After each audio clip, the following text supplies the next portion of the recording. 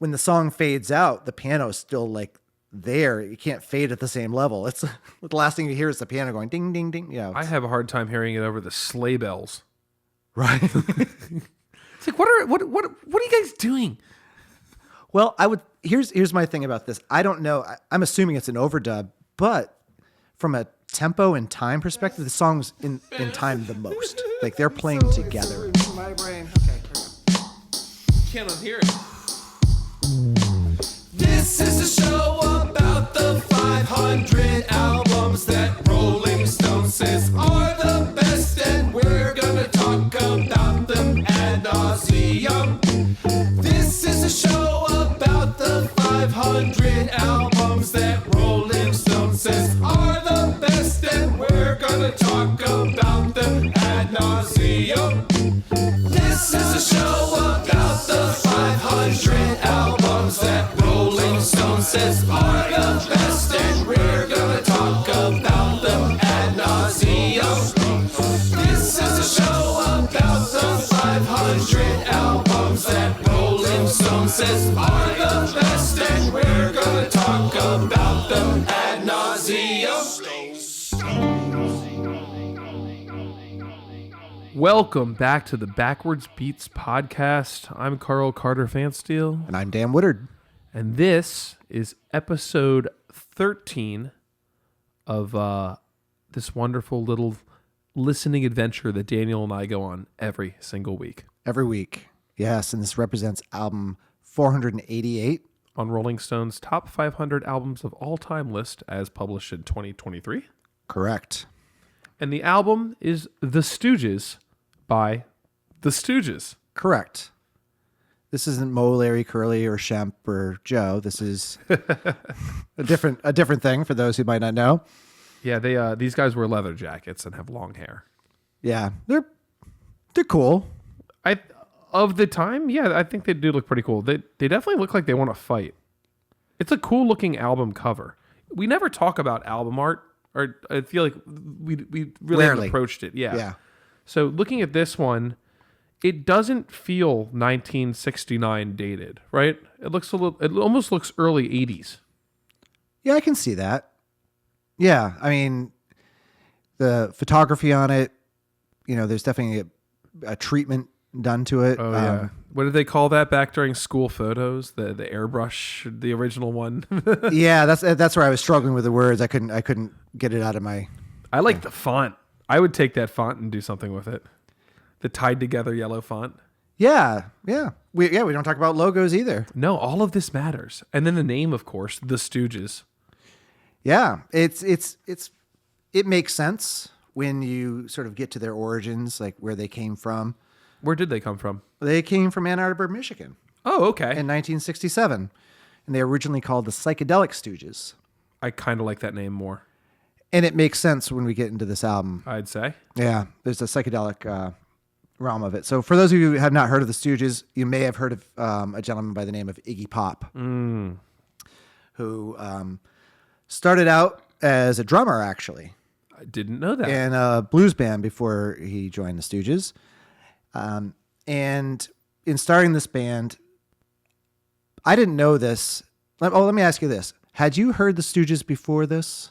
Not definitively. Right. If you had played one of their tunes, said, "Who is this?" there's a 0.0% chance I'd be able to regurgitate a band I'd never heard of. Yeah. What about Iggy Pop? Iggy Pop, absolutely. Yeah. And where was your entry point for Iggy Pop? My entry point for Iggy Pop was a friend I had in college.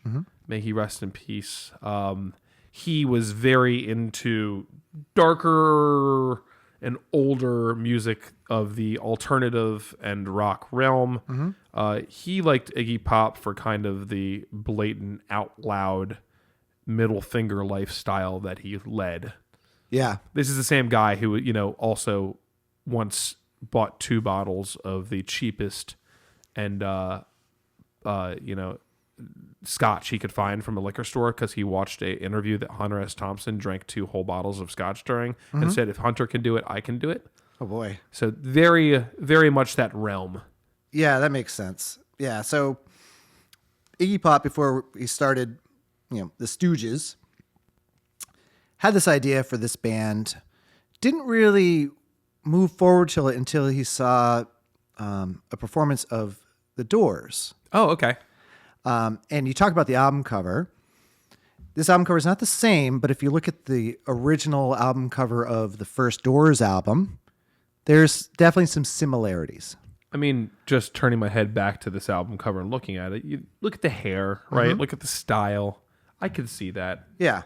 I'll turn it around so you can see it. Oh, wow. Yeah, look, the font is not the same, but you have kind of cool yellow lines. That's a moody picture. Wow. Yeah. I think I like the Stooges one better. Yeah, it's actually a cooler cover. So he was inspired by not necessarily the Doors musically, but the aesthetic. Sure. He saw this performance of Jim Morrison, I think in 1967, very confrontational thing. Jim Morrison was potentially the first punk rock attitude that Jim we ever Morrison saw. was very outspoken about his feelings on the industry, his place on stage. He wore his mood openly. Yeah, and fueled by a lot of alcohol as well. He was certainly known for some of his antics, such as urinating on crowds. And Oh, wait, you mean Slipknot didn't start that? Or Marilyn Manson, sorry. no. So Iggy Pop sees this performance and had this desire to be, outrageous, which he's definitely Achieved. outrageous. Yes, he did. I need to look something up. Apologize if you're hearing me hit some keystrokes here, but so the band, started out, in around 1967, 1969. It started out with Iggy Pop, as we've talked about, singing. On this album, he's featured as the vocalist and hand claps. Ooh, need some lessons on those. Yeah. I actually think I know that Iggy Pop does play piano. I'm not sure if he's playing piano on So he's a multi-instrumentalist. So he was started as a drummer, you Yep. said. Yep. He's credited with piano, hand claps, and now he's lead singer. Yeah. And Front man is a better way to put it in my mind, but yes. correct. And then we have David Alexander on bass guitar Classic name. and hand claps. Ron Asheton on guitar, backing vocals and hand claps. Oh, I see where this is going. And Scott Ashton, drums and Hand claps. hand claps, correct. Brothers. Yep. Oh, cool. Yeah. So that's the personnel on this album. They started out early, inspired by the Doors, some Howlin' Wolf and avant-garde. You can music. hear the Howlin' Wolf for sure. Yeah. The early shows were certainly wild. Iggy Pop was wild, known for, smearing peanut butter on himself and whipping his dork out and Just doing whatever it took to get that attention. some self-mutilation, rolling in broken glass. Like, there was a thing. Yeah, I talk about it, I guess, behind the scenes from time to time because it's relevant. There's a very good podcast everybody should check out called Disgraceland, right? And the backstories of these famous artists and kind of their antics. And they do, whoever the producer, Jake, what's his name?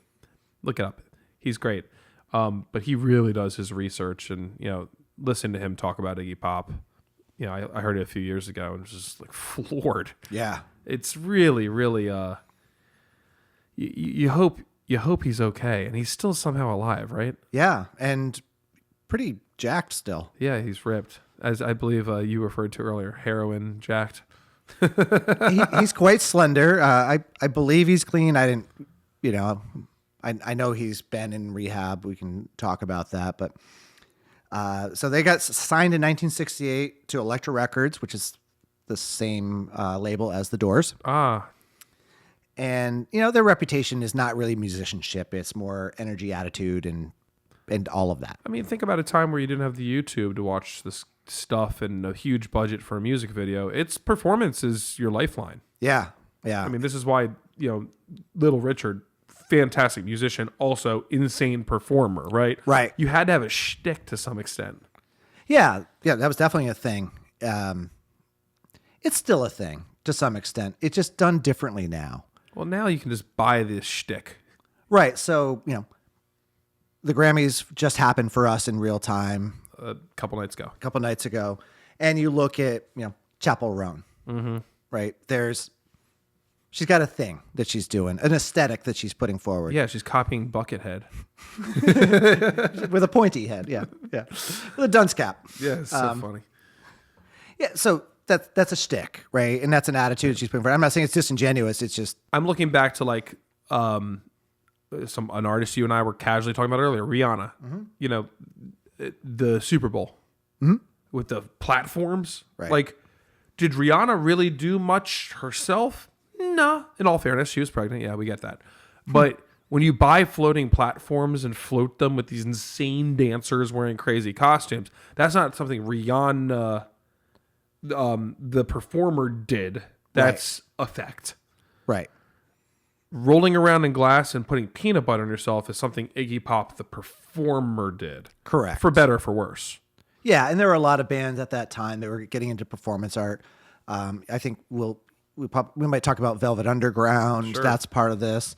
And then you even move forward into the 70s, you know, you have... Hendrix lighting his guitar on fire on stage. I mean... Right. New York Dolls dressing in drag, essentially, Yeah. being amorphous performance Pete art there. Townsend knocking over every amplifier and punching holes in everything. Right? Yeah. Like, and Keith Moon blowing up his drum set, causing him to go deaf. oh, that's right. Yeah. So many fun things. Yeah, lots of fun stuff. All the way up to, you know, like Ozzy Osbourne biting the head off of A bat. a bat. Yeah. It's crazy what we do for attention. Yeah. Or, I mean, for art. Correct. So I'm gonna move actually ahead in the band's history a little bit because I think I want to talk about some of these things that happened after this. So we're talking about their debut album, The Stooges. They ended up having, you know, another album after this called Funhouse, and that one actually did pretty well. And we can talk a little bit about the musicianship and some of the things on this album. Essentially, by 1971, like the band's falling apart. Everyone's on heroin. Things are a mess. God, they made it 2 whole years. Yeah, well, heroin's not really for the meek, you know. You gotta commit, you know. And so, basically, by 1972, the Stooges are done. Dave Alexander is fired for chronic alcoholism. Later died in 1975. Rip. You know, the band basically implodes. 1972, David Bowie comes in, sees something there, brings them back. There's a bit of a comeback that happens on their album Raw Power, which came out in 1973. New alignment of musicians. You have Iggy Pop. You have a new guitar player with James Williamson. Ron Asheton is now moved to the bass. Apparently was pissed about this. And Scott Asheton stays on the drums. Okay. Raw Power got a little bit of guff because of David Bowie's mix. Fingerprint on it, yeah. Yeah. But many might consider either Raw Power or Funhouse to be more quintessential albums than this. Indeed. And from a musicianship perspective, there's a different level of musicianship on those albums. Yeah. I mean, you bring in a producer who's, you know, the hot stuff right now as just an artist, an actor, and everything else. Bowie was. Mm-hmm. And then you have some time to look back on your catalog and grow. Mm-hmm. Think about it. So many bands that we love and idolize don't even really hit their stride until their sophomore, junior attempts. Right. This should be no different. Yeah. And I think it brings up a little side alley I'd like to take a wander down if you'll entertain me here, which is I feel like so far, now mind you, we're only 13 cuts into this list of 500. There seems to be a trend in the Rolling Stone list.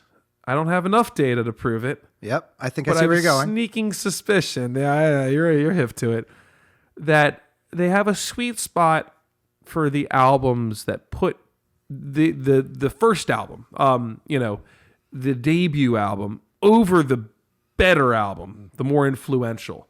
I think Rolling Stone sees the birth of the star versus what the gravitational pull and the heat that comes from it do for the world around it. Did I say that right?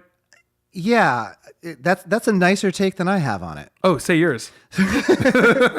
So my take on it is this a hipster thing?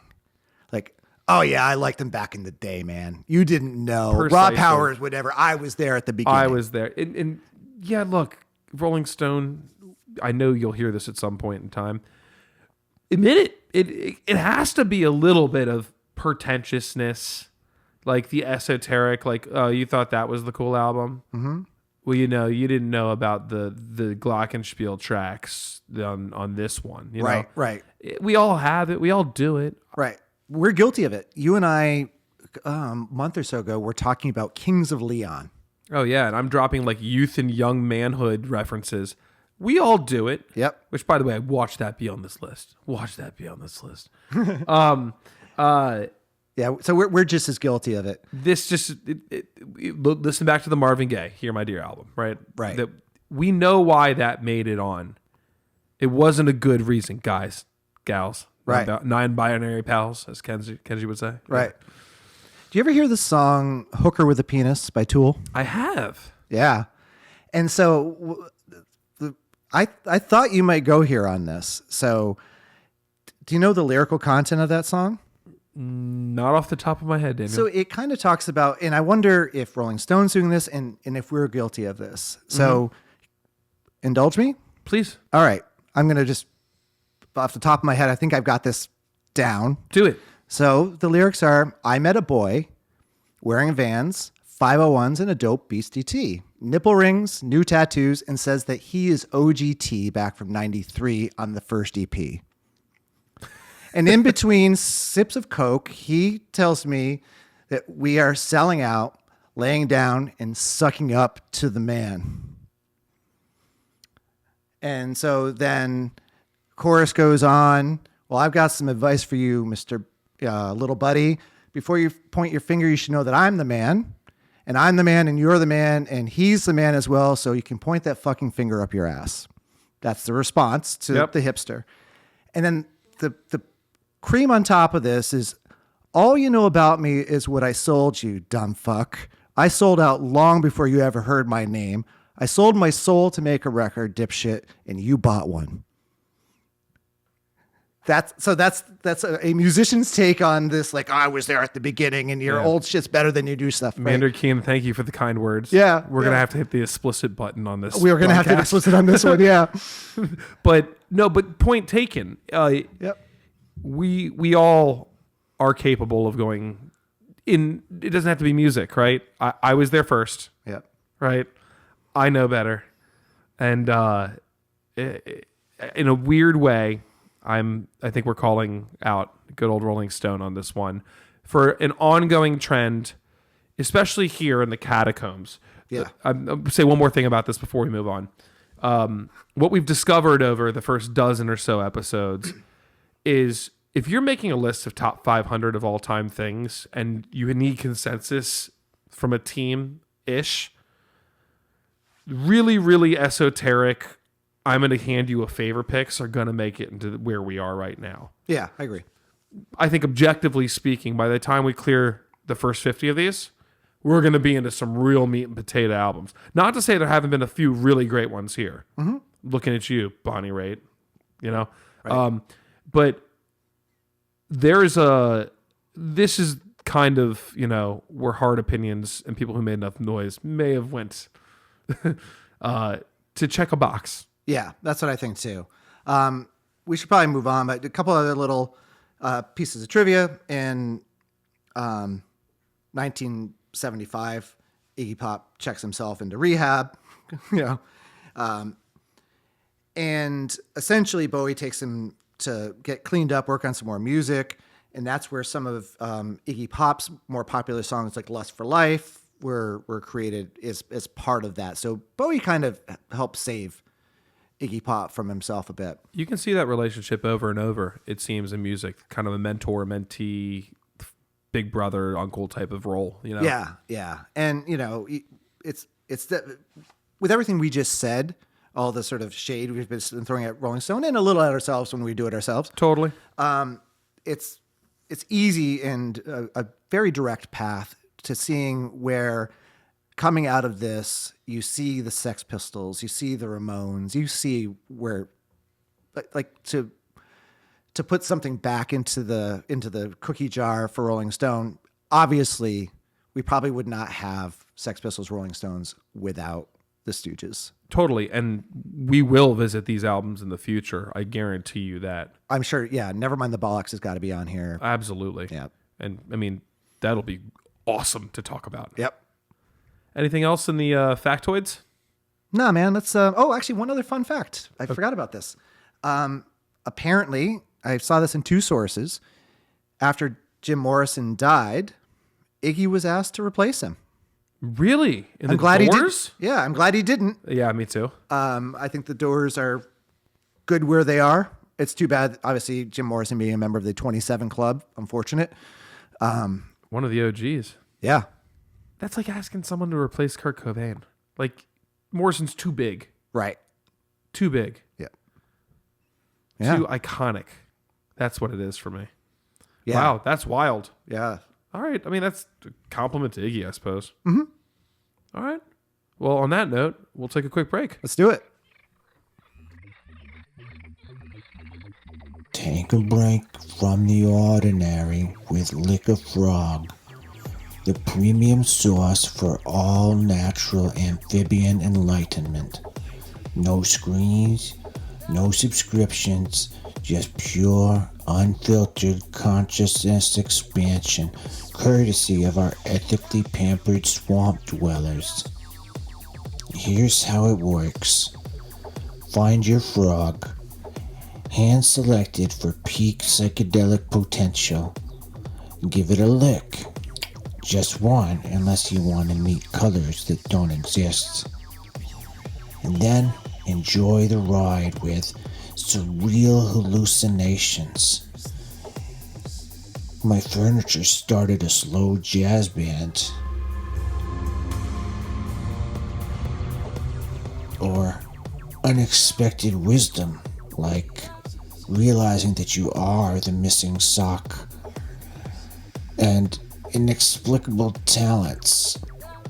I can now Morse code freestyle. Liquor Frog is 100% organic, probably legal, and undeniably unforgettable. Liquor Frog. Lick wisely.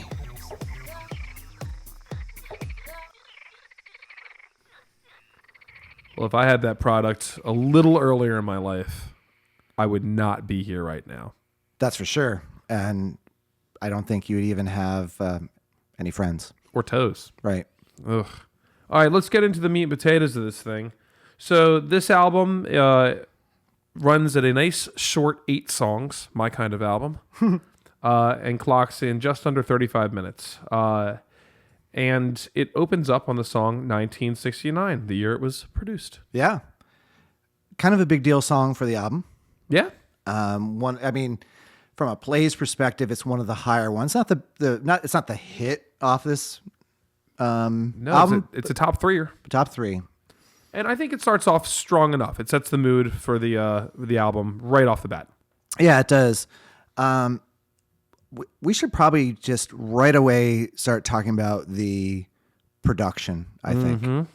That would be the first note I would want to talk about. So, want to start there? So here's what's going on with the production here. You're looking at 1969. You have some of the absolute most beautiful, high-tech for the time outboard gear ever created. These really gorgeous preamps coming out of, both the UK and the US. You've got great microphones available to you. The instruments, Gibson and Gretsch are at their throws, right? Mm-hmm. And so you actually have this high level of clarity in production. Every sound source is really pure, and I appreciate that, right? You really hear each instrument, the timbre of it, and the vocalists as well. Mm-hmm. You're going to get some of the runoff of the drums that we like to talk about, some of those kind of cardboard-sounding weak drums. Mm-hmm. That's just the sound of the time, just like an 80s, electronic-influenced kit, or like the rawness of huge crashing compressed cymbals of the 90s.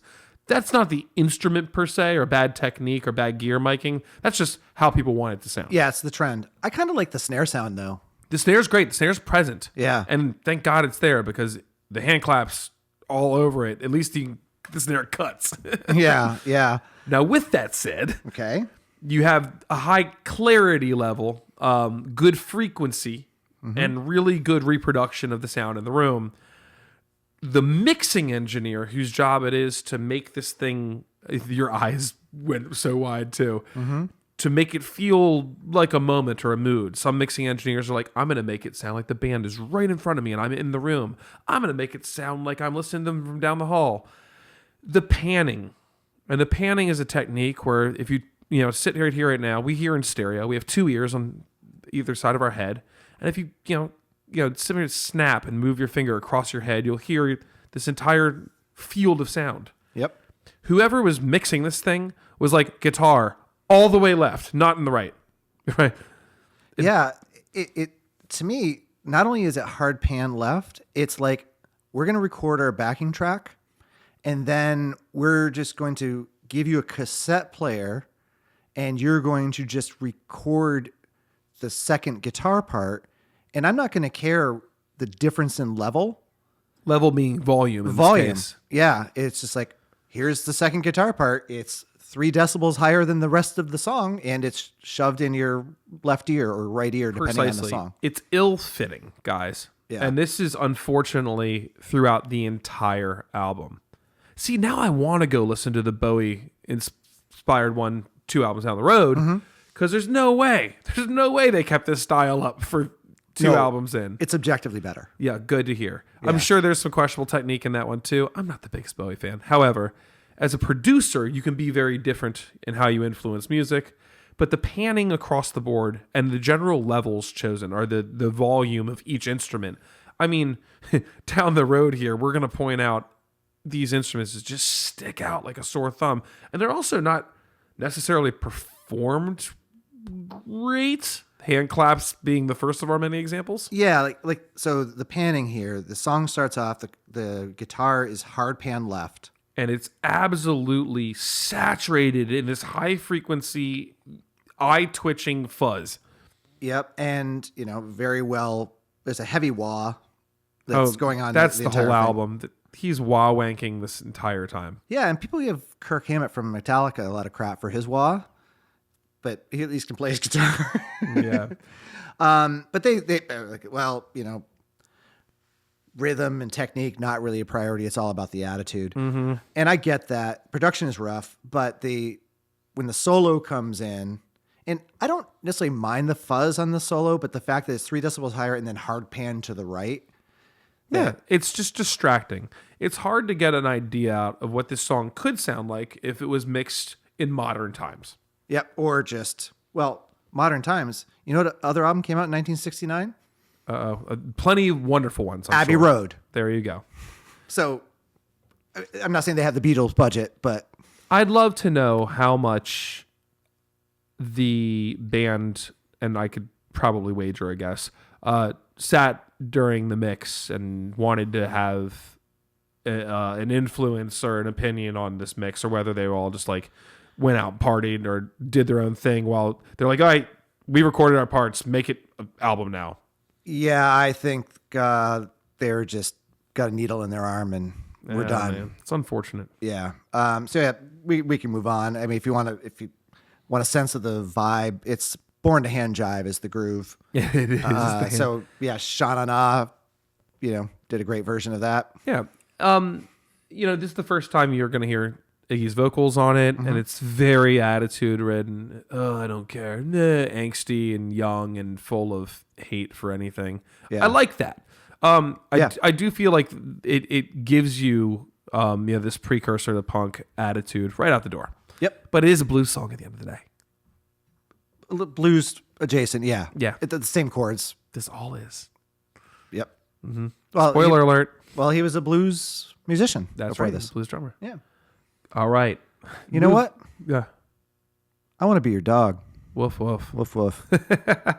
I will let you if it means I can net 110 million listens on a 3-minute song. Yeah, It's pretty damn good. it's the hit. It is by far and away the hit. For reference, there's this weighted thing we see album to album. The first song, whether it's a hit or not, always gets more listens just because of it's the first song in the album, right? So 1969, the first song was at 12,300,000, and we immediately spike up by almost 100 million listens. Yeah. Pretty impressive. Yeah, well-known song, starts off with this overdriven guitar, chord thing that ends in some pretty insane feedback, which pretty cool.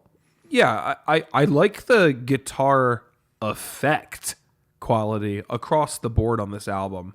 It feels incredibly rock and roll, and it's bold. They're like, all right, turn everything to 10. Here we go again. And I dig that. I think that's making a statement in a time where you probably didn't have as much breadth of cool pedal opportunities and gear at your fingertips. They were like, all right, how do we stand out? Yeah, and they do it. And then, of course, I hear that, and in my connection-driven mind, I immediately go to the Dead Kennedys song, I Kill Children. We do not endorse that, by the way. However, Dead Kennedys are awesome. They are awesome, and that song is not about endorsing the killing of children. But in my opinion, arguably a better song. Yeah, I'd say. Spoiler alert, I'm actually a pretty big Dead Kennedys fan. When I went through my punk phase of many of the punk bands that I listened to, Dead Kennedys are still in my rotation to this day. Yeah, you can't really have the conversation without them. Yeah. And so, but when I know you weren't aware of that song, so before we got into the tracks, I had you listen. And so when I say it reminds me of this, it's literally chord feedback, which is, it's the beginning of this song. So yeah, it would not be far-fetched to say Dead Kennedys they borrowed this one. at least that intro. At least the intro, yeah. Yeah. Arguably a better opening line for I Kill Children. But What would that be? God told me to skin you alive. Ugh, brutal. Yeah. They weren't afraid to ruffle a few feathers. Now's a good time, if you didn't catch from the intro earlier, to maybe put this one on ice until your kids are out of the car, ladies and gentlemen. Yeah, we have definitely cursed on this before. That's not our intention, but after going through Hooker with a Penis, I think We will not silence our art for your Yep. kids. I'm sorry. things that stick out to me is the incessant piano. Oh my God, the 16th note just pounding. Yeah, the tonic. But Is that what we mean by Iggy played piano? he did play piano. Because I think I watched my son do this yesterday at my mom's house. Yeah, it is. It's funny. I listened to the Stooges when I was, younger for sure. Mostly Funhouse and Raw Power. I heard 2 this. and 3. Yep. Yeah. I certainly had heard this, and on my Sony Walkman dubbed version of this, when I was listening to it, I did the grating piano, which is probably 2 decibels too loud. And when the song fades out, the piano is still like there. You can't fade at the same level. It's the last thing you hear is the piano going ding, ding, ding. Yeah, I have a hard time hearing it over the sleigh bells. right. It's like, what are you guys doing? Well, here's my thing about this. I don't know. I'm assuming it's an overdub, but from a tempo and time perspective, the song's in time the most. Like they're playing together. Yeah, it's a cohesive song. The panning is still terrible. Yep. And I'm sorry, sleigh bells are reserved for 3 songs in the entire world: Schoolboy Crush, Yep. Anti-Gravity Love Song by Incubus, and then of course that song at Christmas, dun dun dun dun dun dun, dun, which I believe is called Sleigh Ride. Yeah. Sleigh Ride. Yep. Other than that, rock bands, keep these sleigh bells out of here. Yeah. And we get to the solo, and again, I don't mind the fuzz on the guitar. It's kind of a cool It's a sound. sick effect. Yeah. Horribly mixed. Performance is lackluster. It's definitely more about attitude than aptitude. And, the guitar player was fired from the band. And here's the thing, just because you're a punk band doesn't mean you have to suck at playing your instrument. So I mentioned Dead Kennedys. East Bay Ray is a really good guitar player. Oh yeah. Klaus Fluoride, the drummer, rest in peace, was a drummer for Red Hot Chili Peppers for a minute. Right? One hot minute. What? Yeah, not on that album, but yes. Yep. Yeah, Klaus Flouride is actually a jazz bass player in his spare time. So Was he a heroin loss as well? Because I know Hillel was. So my understanding of DH's story with Red Hot Chili Peppers is, I mean, DH Peligro just died a couple years ago, but he was kind of kicked out of Red Hot Chili Peppers for heroin. Yeah, that's what I mean. Yeah. And he was there, I think, right before Mother's Milk, I think is when DH came into you can fact check me on that. And then another punk band, Suicidal Tendencies. So Robert Trujillo, the bass player from Metallica, was in Suicidal Tendencies. Mm-hmm. So you can have a good musician. Thundercat played in Suicidal Tendencies. That's right. Yeah, the Thundercat. Yeah. Who also accomplished jazz bassist turned into absolute kind of... what do you even call that genre now? It's so good. It's like fusion pop. Yeah. With an extreme fascination of anime. Like... Yeah, I don't know what to call it, but it's really good stuff. So if you haven't checked out Thundercat, I bet Drunk makes the top 500. That was his big album. Yeah. And Rolling Stone loves some Thundercat. yeah, It's totally preferential treatment if he makes it. Yeah. It's a great album, but that's neither here nor there. shall All we, right. Mosey? Unfortunately. So we're coming out of I Want to Be Your Dog with 110 million listens into We Will Fall, and we certainly will, from 110 million listens down to 1.9 million listens on the 10-minute, 18-second song We Will Fall. Can I read you the one note I have in my phone? Yeah, I can't wait. It All right. simply says, I stopped a treadmill I was running on to write this.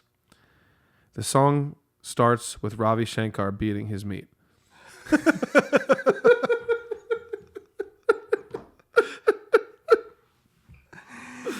Wow. Yeah, I didn't get that out of this song, but I'm tracking.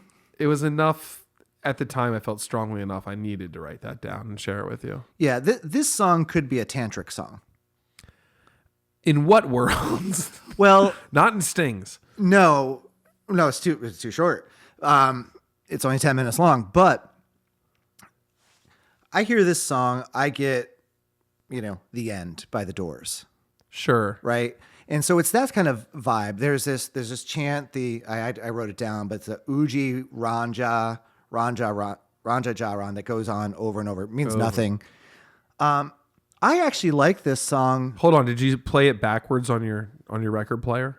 No, but that'd be Naraj, Naraj, Naraj, Naraj, Naraj, Ig Ho. That's me reading it backwards. Look at that. Nice. I like that way better. Yeah. So I'm not getting words I out didn't of know that. you knew Swedish.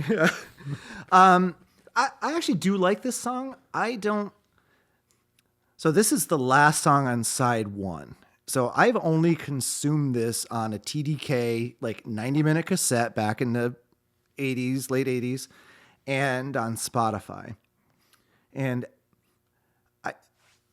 The End by The Doors is the last song on the album. So you can skip it if you don't want to hear about the edible complex that is that song. Right? Yeah. If you know everything about that song, right? I don't know everything about the song. I know the song. Yeah. The father, yes, son, I'm going to kill you. Yeah, literally. The And edible then- playbook. Mother, I'm going to F you. Yes. There, I'll censor myself there. Hey. There we go, since I've already dropped my share of F-bombs on this. So the Doors have the decency of putting it at the end here. The reason I say I do like this song for a vibe, right? I don't think I like listening to this song in the context of the album, but as its own piece of art, I can get down with that vibe. But I would put it on with The End, maybe Set the Controls for the Heart of the Sun by Pink Floyd, songs like that have that kind of like, I don't do mushrooms, but if I did psychedelics, I could see enjoying myself to this, I guess for me, one of the Yeah. is you can't tell by my tone, and You don't like if the you song. listened to this before, you know my tone by now. Yeah. What really annoys me about it more than anything is the placement on the album.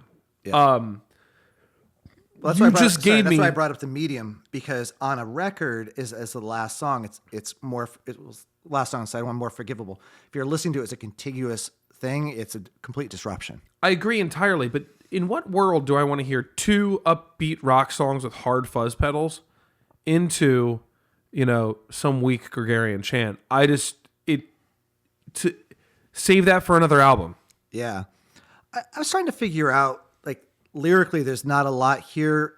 I'm not sure if he's beckoning someone to bed or if he's taking care of business himself. I'm not sure exactly what's happening here. It's a little opaque there. Yeah. But there's definitely a sexual overtone.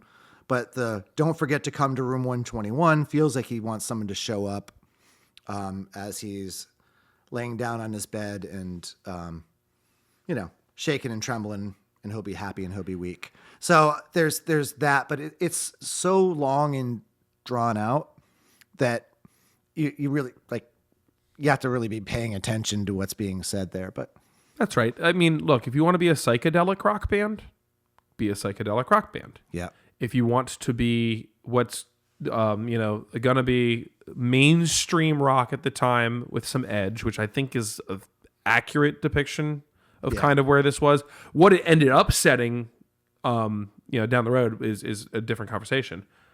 Be that, but to go song, this, Yeah. or AAB, right? yeah, And then right back, spoiler alert, into 5 Same more stuff. of the same AAA, right? yeah, That's distracting to me.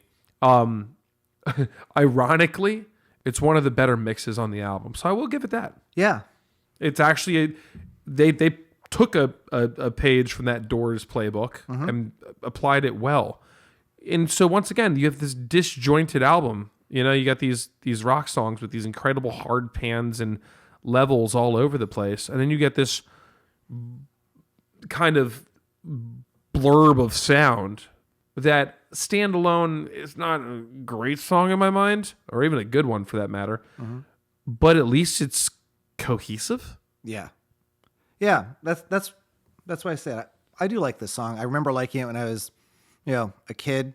But I agree with you completely about how disruptive this is. A 10-minute disruption in the middle of what I think I'm getting, which is punk attitude and punk everything else. This is its own piece of art. Done I imagine a lot of folks skipped this one, if the button existed. yeah, One more thing is, I simply don't have the patience for 10 minutes of what could perceive as nonsense. This is truly mood music. If you want to dive into this and feel the mood with them, great. right. Otherwise, this is all 3-4 minute down the middle, very predictable songs. Right. And so, once again, give me a meditative album, give me a super psychedelic druggy ass album, but give me that album. Don't make it a quick feature early in an album. Yeah. All right, I'm done. I overdid it. All right. Let's take a break. Okay. Oi! You ever just want to smash a thing but too damn blotto for a full-on riot? Check out Brick and Bottle Standard Edition. Grab a bottle, toss that thing at your mate, take the piss out of the TV with your grandfather's 78 Gibson while you're at it. Finish off that bottle of Jim Beam, take a whiz out the window. Little mess, little chaos, nothing too wild, just release. Want to smoke while having your way with the front desk clerk? Remove that aluminium foil from the provided brick, cram that cut up the smoke detector. But if you're ready, really ready to let loose, it's time for Brick and Bottle Total Chaos Edition. This isn't just a kit, it's anarchy in a bag, mate. Hotel room, smash it. Dump the minibar down your throat, then toss it out the window like it's a relic of the system that's already crumbling. Chuck the bottles in the pool, TV out the window. Bellhop was knocking at the door, grab that brick and relieve him of his teeth. Then use it for whatever the hell you want, windows, mirrors, or your own bloody skull. Try us underfoot, glass everywhere. That's punk rock paradise, mate. This is chaos, mate. Punk rock destruction at its finest. What's the point of a credit card if you can't charge the incidentals? Brick and Bottle Total Chaos Edition, your hotel record survival kit. Available nowhere because it's bloody illegal.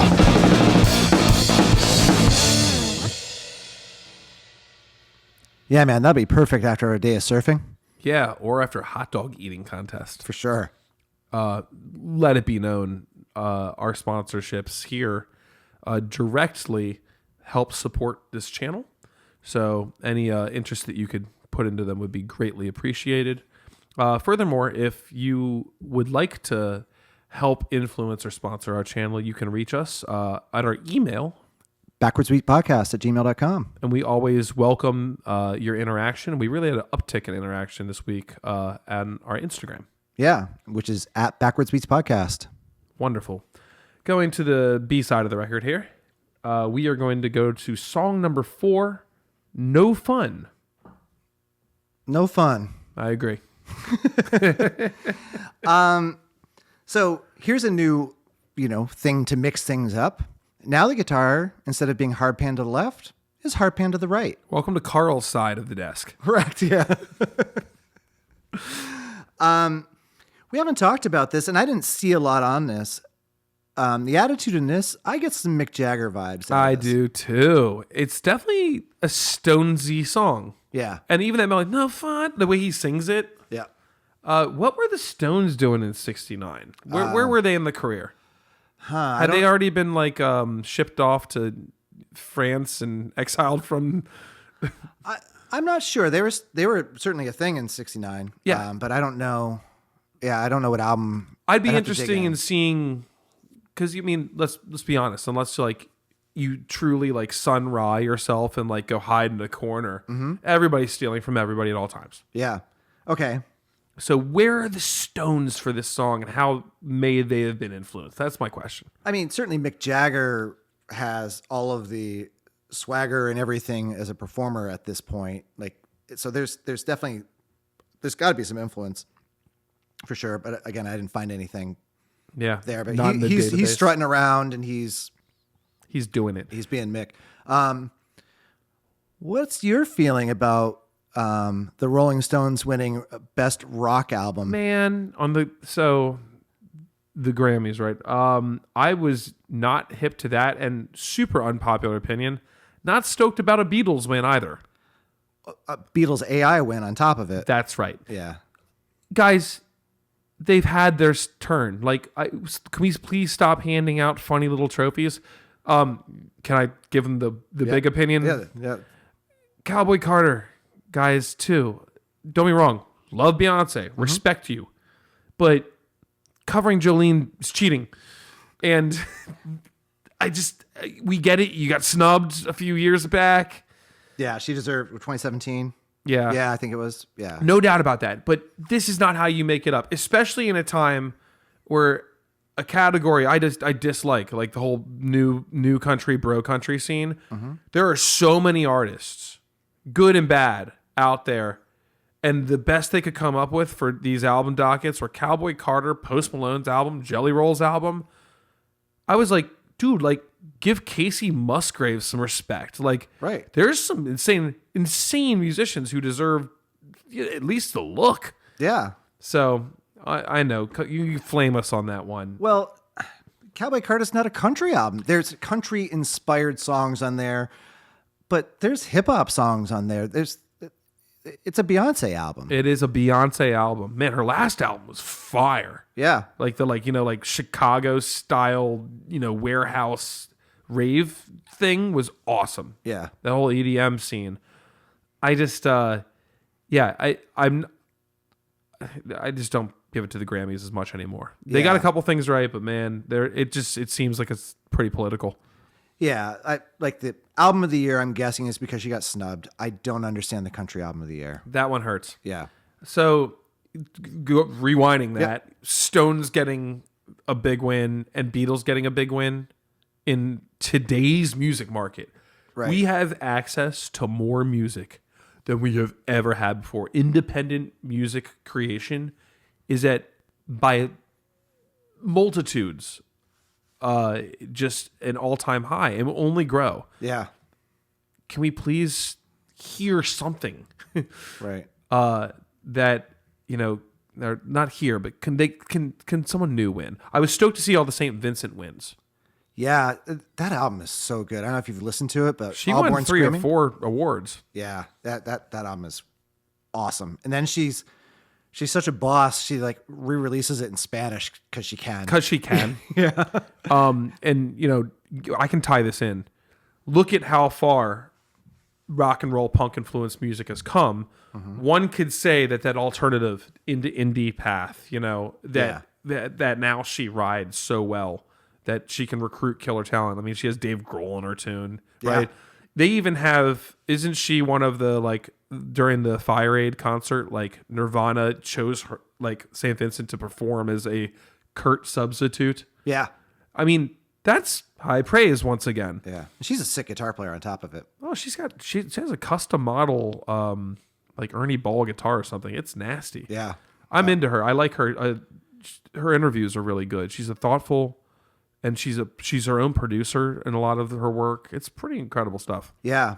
When the Stones won, we should probably get back to the album, but when the Stones won, I was a little triggered by it because I heard the hit, like Angry. Yep. And I mean, to be fair, they're in their 80s. It's a fine Stones song. It is, with all of the auto-tune and triggered drums and everything that you don't expect from the Stones. Yeah, it's like they did an okay facelift. Yeah. But let's be honest, they're good at that by now. Hey. Yeah. Yeah, it's not a bad thing. I was a little, I really enjoyed Pearl Jam's album, Dark Matter. Oh, yeah. I enjoyed that. It was nominated, didn't win. And so I went and looked. I'm like, well, actually the Stones did get more plays on Spotify. It's than the Stones. Yeah. Yeah. Anyway, that's Grammy Corner, our hot takes. We have to talk about something. The album's so short here. You got to fill this time out. All right. So no fun. It's all right. It's no fun. Again, I think the H is so heavy on this one. Another clapper where they can't even clap in time. The fact that they're credited with hand clapping on the album, but they can't clap in time with each other. They're flamming and It's a little messy. yeah. And nothing is happening progression wise to make this very interesting. Yeah. It's a rock song. The last thing I'll say is when we talked about the Mick Jagger influence, that's how we went down this Rabbit hole. Yes. rabbit hole. And I do like the ending of this song when he starts like losing his mind and screaming. So that's Right. That's punk rock. Yeah. That's a cool new take. Yep. Have you ever, the trend on YouTube to have like an opera singer review heavy metal or whatever? Oh, sure. All the reaction videos. Yeah. So there's one that actually I don't mind watching sometimes. It's called The Charismatic Voice.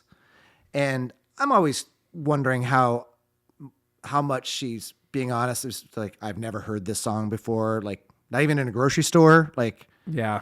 but she gets pretty technical with stuff, and she's gotten really like influenced. She's like, oh, heavy metal is really interesting, to the point where she's now she has a GoFundMe where she's researching, because she's hearing these singers who are screaming, even like a Dave Grohl, the fact that he can scream the way he does, Unreal, and still speak. Yeah. She's like, oh, you can actually do it safely. So she's actually doing scientific research into like rough singing, because everyone says, oh, you shouldn't scream, it's bad for your voice. The scream here is not good for his voice. He's just screaming. He's straight up screaming. Yeah. But I don't know. I just thought that was interesting, because when I heard that, I'm like, ooh, I wonder, I can't remember what her name is, the host of Charismatic Voice, but I'm like, I'm sure she would be like, ooh, that's not good for you. That's not good you for can you, yeah. hear her just saying it. Yeah. Yeah. Giving you that finger. Yeah. So, all right. All right, song number 5, Real Cool Time. Which is better than having no fun. Agreed. Also my favorite title on the album. I wish I was so ballsy as just name a song. Real Cool Time. All right. I have a friend who is a screenwriter, at least a hobbyist screenwriter. And he went and back a bunch of years ago won a contest for his screenplay that he submitted, and was flown out to Los Angeles and met like Moon Zappa at this thing. And he won like $5,000 for his screenplay. And he won, I can't remember the people, but the people who did The Wedding Crashers. Okay. And he met them, and he doesn't like that movie. And he just didn't like it. And so Mom, the meatloaf. right. He doesn't like The Wedding Crashers. For whatever reason, doesn't like it. And he's talking with, I don't know, the screenwriter, I guess, is might have been who it was. Doesn't really matter. And he's introduced, and he's like, yeah, he doesn't know what to say because he doesn't like it. He's like, it's a great title. That's it. That's all he says. So that's what you're doing here. Great song title. Great title, guys. Real cool. Yeah. This song is a dumpster fire. Yeah, it's not good. I think the heroin is high here. Nobody is playing together on this one. They're having too much of a real cool time, I think. Only redeeming factor of this song is it's only 2.5 minutes long. Yeah. It's it's surprisingly listened to a little more than everything here. So if you look at the numbers on this album, which I'm always find fascinating, your top three are going to rank in it. I Want to Be Your Dog at 110 million, 1969 at 12 million, and then No Fun, surprisingly, at almost 10 million. So buck 10, 12, 10. Everything else, well, Real Cool Time goes for 2.2, and everything else after that, under 2 million listens. Yep. So you can kind of see all of the energy of the album is focused. It's kind of like front-loaded, if you will. Yeah, to me, it feels like, for the most part, the back half of this album is like, here's just some more stuff. Here's another song that has the 4 or 5 and the 1 chord somewhere, and I'm going to do blues-influenced rock. Yep. Man, we could just end there. We could. But my only other note is heroin. It's sloppy, is what we're saying when we talk about the heroin. Yeah. There seems to be everybody wants to perform their instrument. Yeah. I want to perform my instrument. Nobody wants to perform their instrument with each other. Not on this album. That's my perception. I saw this interesting interview with Iggy Pop, and he was talking about raw power is what he was talking about. Third album. Yep. And in out of context, because I've been listening to this album, he's like, yeah, well, the one thing is, and I think they might have done like 30 takes of every song. Like they went through, but they did every song live. So they just did 30 takes. So they got the Which one. is what you did in the time. Yeah. Multi-tracking in 69 was not really. Yeah. If any, I mean, you'd have to cut a lot of physical tape for that. Yeah. Yeah. So this is the later one, but he's like, we just want to do a live take and get the best take. And he goes, he says, the thing is, we all were players, and we attacked it. God, I wish I like wrote down what he said, but like we attacked it with all of the like energy and attitude of a jazz musician. And then he waits and he goes, without all the technique and ability. Yeah. I'm going to say none of these dudes are jazz musicians. No, I'm like, Get oh my outta God, here. did you just, yeah. Ugh. Can you imagine like proper jazz heads hearing that and not like, desecrating his future grave? Like, I know. I get what he means. Like there's a certain like angst and energy that can come into some straight ahead jazz. That's no doubt about it. Yeah. Look, wanting to replicate energy in the studio is nothing new. Yeah. I spend most of my time in my studio when I'm in here recording younger people trying to tamp that down. Mm-hmm. I'm like, I don't care how hard you drive that drumstick into that drum. It only sounds worse after X amount of time, and my preamps will only go so high. Like, you have to take it easy. Building a studio recording versus building a live recording, there's a sweet spot. Mm-hmm. You can have a live recording that sounds electric, just absolutely insane. It's been done time and time and time again. And then there's just like throwing musicianship to the wayside, right? Which happens often, and it takes. You need production in people. You need managers. Some sense of sobriety helps, which is a big deal throughout the 60s, 70s, 80s, today even, right? Yeah. I mean, you have to come in correct if you're going to make something that sounds correct. But think about this. This is on a real label, Elektra Records, recorded at the Hit Factory in New York City. Yep. Right. So it wasn't like they recorded it in their garage. Well, it doesn't sound like they did. No, it doesn't. It sounds like it was mixed by a guy who broke into their garage. Yeah. Yeah. Yeah. That's all I got to say. Yeah. All right. Let's move on. All right. Ann. A-N-N. Mm-hmm. As in the name. I think this is my favorite song on the album. I think you're right. That it's my favorite song on the album? Why is this your favorite song on the album? If you want to hear Doors influence, here it is. It's kind of the most musical, has maybe the most interesting harmony. It's a chromatic thing going on. I don't think it's intentional. like they're like, Like oh, they didn't know what they were doing. yeah, like I don't think they're like trying to get a Phrygian vibe. This isn't Phrygian, but there's definitely, you know, a flat 2, but then they also go down to a major 7. They're Super playing with the technical, stylistics, yeah, without knowing all the things you just said. yeah. Reach out to us on our channels because I'm thinking about putting some side content in to explain some of these more technical things. If you would find that interesting, let us know. Hit us up on our email or Instagram. Dan's Deep Dives. Yeah, happy to do it. That'd be awesome. Definitely a nerd, so no, it's not for everybody. Yeah. Of the back half of the songs here, and might be the one I mind the least. That's about as nice as a compliment as I can give it. I think that's true. All right, let's finish this sucker up. All right. We're almost done. Yeah, Not Right, song number 7 of 8.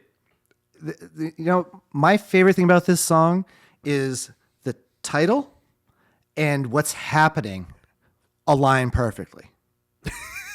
Right? Lyrically, this is a song about a girl who wants to get busy, and he's not right.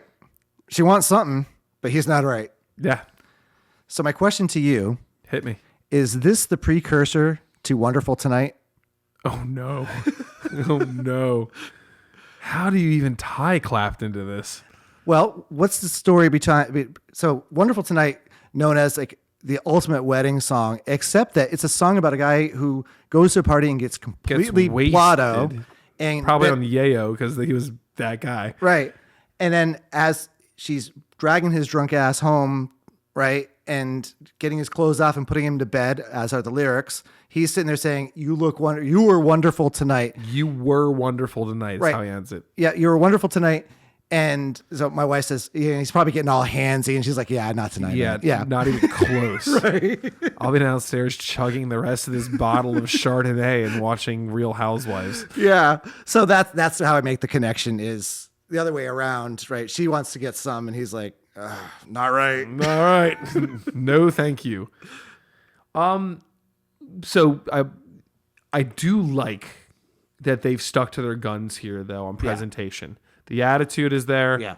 Instrumentation hasn't changed for better and for worse. Yep. These guys are still a rock band. I see how this goes punk rock because we were talking about this just a smidge earlier. It's not punk rock as much as it's how it's punk. Yeah. Right? Like yeah. punk is a mindset. You know what punks don't want me to do is to say what punk is. Like, but follow me here. Mm-hmm. Punk is many things. It's an idea though, more so than anything, right? Yep. Music is one element. Mm-hmm. Not giving a shit about anything anybody has to say against like your volition is another element, right? We come from in Washington D.C. greater area. We actually have a pretty strong history in the punk scene, and unfortunately, it was lost on me a little bit as I was born in '84. So like, while everybody else was like in the middle of it, I was born when it was like really in its throes. Yeah. And that's when I was getting into it. you were, yeah. I mean, I was in 8th grade, but yeah. no, 8th grade's the time. Yeah. The coolest kids are there essentially. Like that's where like you get to start, you know, throwing the middle finger up to mom and dad and the whole nine, right? Yep. And what I ended up getting was we never called it punk because it wasn't. And it wasn't punk light either. It was all of the offshoots of punk. So I grew up with like a lot of ska, right? I grew up with like the SoCal influenced punk stuff, like the Goldfinger and stuff, right? And you end up getting this stuff that has a lot of the technical chops, but no balls, no ugly truth. Yep. At the end of the day, I'll pay these guys a compliment. The Stooges really were not afraid. Iggy was not afraid to kind of just own the yuck of it. For years. Oh, no, yeah. And you see that throughout his career. Yeah. But here, in 69, when it wasn't really the thing to do, I mean, these guys looked like the demonic version of the Monkees. Right. Like, Yeah. And so I appreciate all of that, even though I know I'm scrubbing over this music. I appreciate the attitude at the end of the day, and I do think that Not Right is gross enough. And really, if you can listen to this and like groove with it, you're kind of in the mood. Yeah, I don't actually really dislike this song, but it all fits together because they're not quite right in their performance. It fits because it kind of shouldn't. Right. Yeah. Now, one thing about this, so Iggy Pop, very punk, of course, in his attitude. And I did say this before we went on the air, which is, so you're so punk, but then Lust for Life makes it into like a Hyundai Elantra commercial or something. I can't remember what it is. Right? Like that. Not punk. No, it's not. But its placement in the movie Train Spotting is fantastic. I mean, Train Spotting. Yeah, there's some content. Yeah. Oh, wow. Could go for days on that one. And actually, you know, I asked you how you're introduced to these guys at all. My introduction actually came in sideways. It came in through the movie Repo Man. That's a good film. It is. And so he sings the theme song, Iggy does, on that. And that's got some notable, you know, artists on it from punk. It's got Black Flag, it has Circle Jerks, it's got Fear. Like I forgot all about Circle Jerks. Yeah. Man. This is so cool. These were like cassette tapes that I was getting from like friends' older brother. I'm the eldest. Being the oldest kid, if you want to get into trends, whether it's fashion or music or whatever it might be, sucks. Yep. Because you have no one to look out for you and pass it down. Yeah. You know, the younger ones get to inherit all the cool stuff you collect, and then they get to be the cooler ones in their class. Yeah. So my buddy Pablo, my next door neighbor at the time, him and his family, they had 7 kids. I'm sorry. Your buddy Pablo. Yeah. The Repo Man soundtrack has Pablo Picasso was never called an asshole. So it's just so perfect that There we're it talking is. about this. There it is. Full circle. So many of them tonight. Yep. All right. His brother Carlos, may he rest in peace, was awesome, and he had access to all the good music. And like he was like, I remember he shaved Pablo's head. He had like a white Yamaha bass under his bed. We just like slap away at. It was awesome, and his team was really showing this kind of stuff off. Yeah. It was like him for like Fugazi and like, you know, anything that was coming through here. I think but also like. At the time that punk was really growing, they were going alongside hip hop in a really cool kind of trajectory. They're kind of growing together and exploring space. Yeah. Not super, super early punk, right? Like Ramones v hip hop was not there. But like later DC punk was moving alongside what would eventually kind of collide in our area. And you end up with these really fascinating musical styles. I think go-go. I thought you might go there. Yeah. You know, I might go there. Yeah. Is wonderful because you get, if you've ever been to a real go-go show in DC, it's the only place you can really find it. I mean, it's like Champagne is to France. Yeah. These concerts, these parties go so hard. It's scary. They go as hard as any other show I've ever seen, except instead of like pits where people are like punching each other in the temple. Right. It's like people like jacked against walls, essentially dry humping, and the dancing and moshing. It's fantastic. And the live instrumentation and presentation of instruments is there. And I mean, it's distortion and massive solos and different tempos. They crank. Yeah. And that's not a mistake. Yep. That's a melting pot factor. Yeah. Yeah. Look at that. I like that tangent. But if you want a nice punk compilation, check out the Repo Man soundtrack. Good stuff. I just pulled it back up. Read it off. So obviously I have Repo Just Man. a couple big names. Yep. So Iggy Pop, Black Flag, Suicidal Tendencies, Circle Jerk, Black Francis from the Pixies, right? Fear. Those are some of the biggest ones on there. That's sick. Yeah. All right. Well, there's your punk cheat sheet, one may say. There you go. If you want an introduction to some stuff. Also, check out Repo Man. It's a fantastic film. Yeah. Last song. Let's get some sushi and not pay. That's right. Little Doll. Little Doll. I think this song actually probably is a highlight. I think it has the strongest bones. Like they maybe sobered up and recorded this one. And Well, you actively think about what to make your last song on an album, even if you seemingly don't care for the production of the rest of it. yeah. Last song's kind of a thing. First song's a thing, last song's a thing. It's like a wedding. Yep. Yeah, this one feels the most put together. Maybe in a very beautiful literary way. It's what's to come. You'll get 2 better albums after this. Yeah, it's closer, right, in alignment to what comes after this. It still sounds like the album. Yeah, it's not completely divergent, but it's the most polished song on the album, probably. In a different world, Yeah. you flip this with We Will Fall. Yeah. And yes. you have a better story album-wise. Yeah, and that's really what I meant. Like, We Will Fall in the middle doesn't work. But Agreed. At the end, Yeah. it's fine, because if you don't want to go all LSD, then Yeah. don't. This is just one of the better songs on the album. It's not doing anything miraculous. The chord progression does not blow my mind. The vocals do not blow my mind. The guitar is still freaking loud. But it's just a better version of all of that.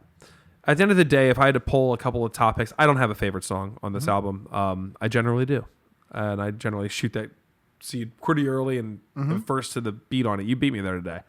But, 1969, Little Doll, I Want to Be Your Dog. That's pretty much it. Like, if I listen to those 3 and threw them into a playlist of music that has a lot of the same kind of grit, they could pass through without me, wanting to throw a glass against the wall. Yeah. I mean, for me, I think I like Anne the most. Interestingly enough, you don't like We Will Fall. I do, as a piece of art. I don't think it belongs in this album or where it is. Anne's also closer to We Will Fall in vibe. Mm-hmm.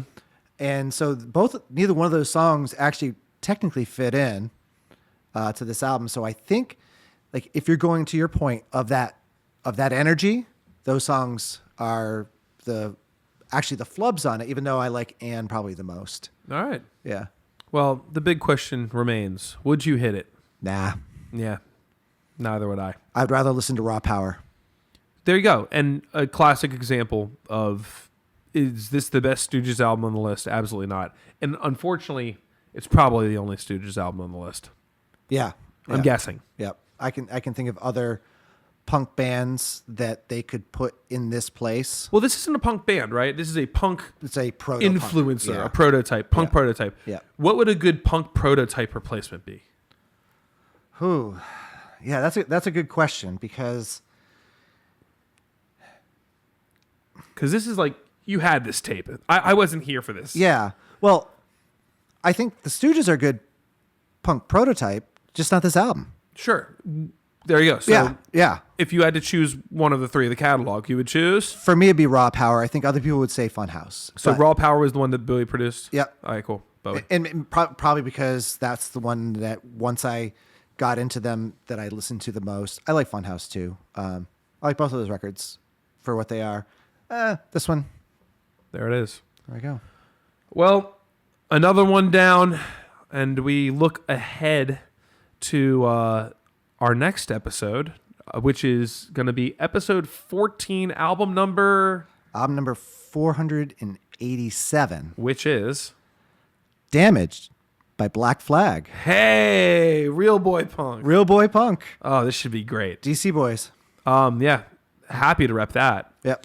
Well, in the meantime, you can find us on our social media, mainly our Instagram At Backwards Beats Podcast. Don't neglect our YouTube, man. There's some stuff. Oh, yeah, hit the YouTube. Dan works really, really hard on our animations and our shorts, and they're a blast to watch. If you ever want to look ahead at what our month looks like, we just started releasing that media as well. That's right.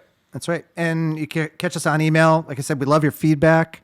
If you want us to produce some other side content, I have a couple of things in mind to cover. You can hit us up on email, which is backwardsbeatspodcast@gmail.com. Dan, are you ready to take a flight to Miami in a few days? I cannot wait. We'll tell you all about that next time you catch us on Backwards Beats.